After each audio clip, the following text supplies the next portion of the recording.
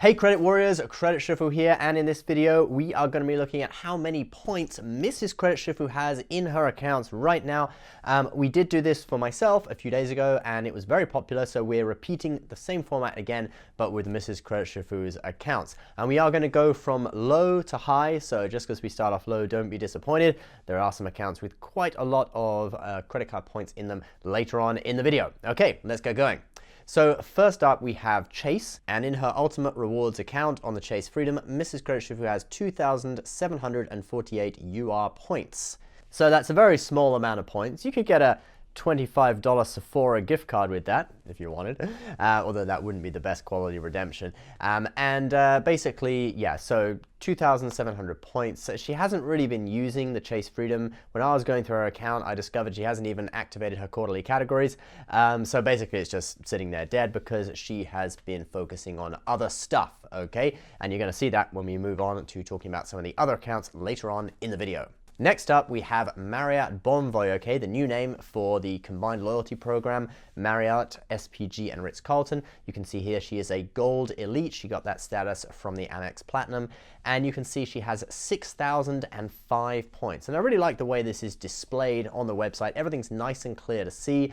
It makes it very easy for making videos about it. You're going to see why with another one of the ones later, which I think is particularly unclear, okay? But anyway, she has, quite a low balance of points in the Marriott account because we just, used a load of points in Grand Cayman at the end of last year. One person who commented on a video recently told me to stop mentioning this because I seem to be mentioning it in every video, so I will stop. Let's just show one more cool shot of it.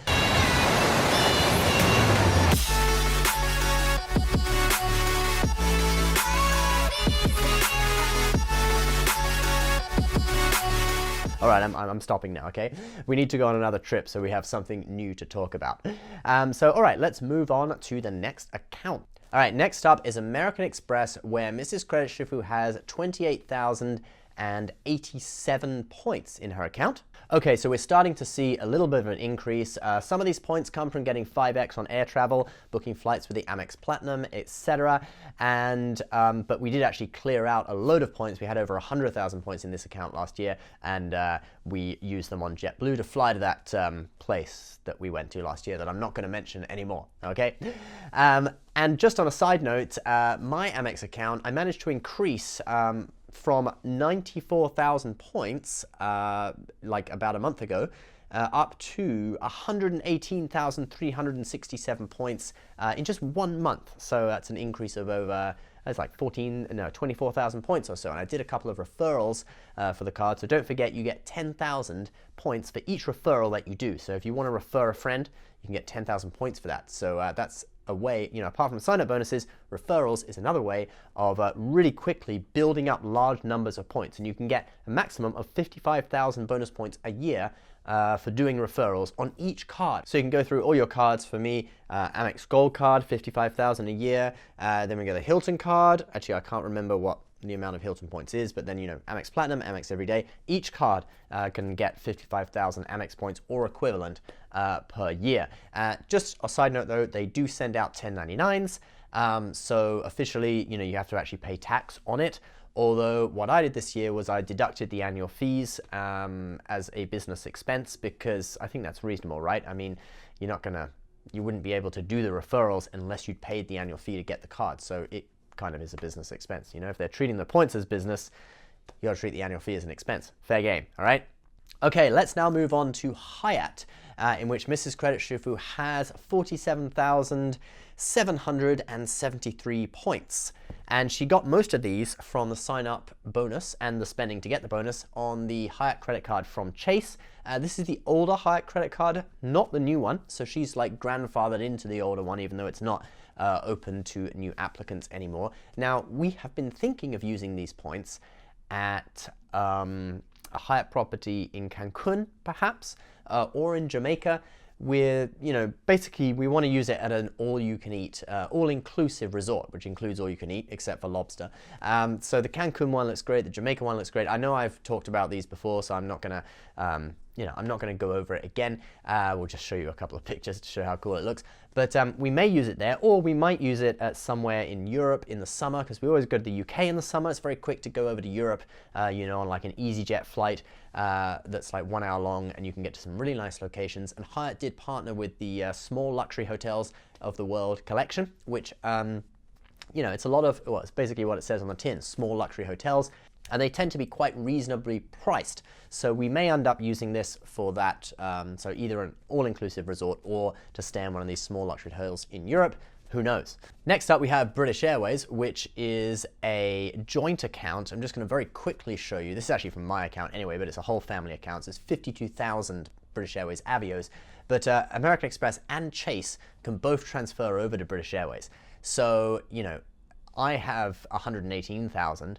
She has 28,000 Amex points, plus a few thousand Chase points. So, we're really looking at close to 200,000 British Airways Avios if we transfer it all over to BA. And that's enough for 2 business class tickets across the Atlantic. So, we might end up doing that. All right, guys, now we are coming to our final loyalty program, credit card points account, and that would be Hilton, with a grand total of 159,615 points. Now, Mrs. Credit Shifu is a gold elite with Hilton. You can see that here, and she got that status from the American Express Platinum card. And like I was saying earlier, how the Marriott is really great and nice and clear interface. With Hilton, I just don't understand why they put the points balance so small over here. I mean, aren't they anticipating that people are going to make videos about this and they want their points balance to be nice and big so everything's clearly observable? I just don't understand it. So if anyone from Hilton is watching this, just make your points balance bigger, okay?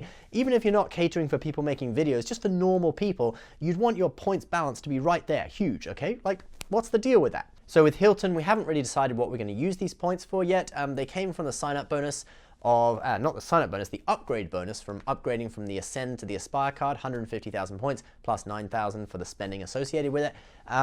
So we haven't really decided what we're going to use them for. I'd quite like to use them at the Waldorf Astoria in Park City, Utah next year and go skiing. That would require we build up a bit more of a balance, maybe 250,000 or something like that, which is probably doable by next year. Probably do like a 4 or 5 night stay there and fund like 3 nights perhaps with points and then pay 2 nights with cash, that sort of thing. If you're going, all that way, you're not going to just be like 2 nights or something.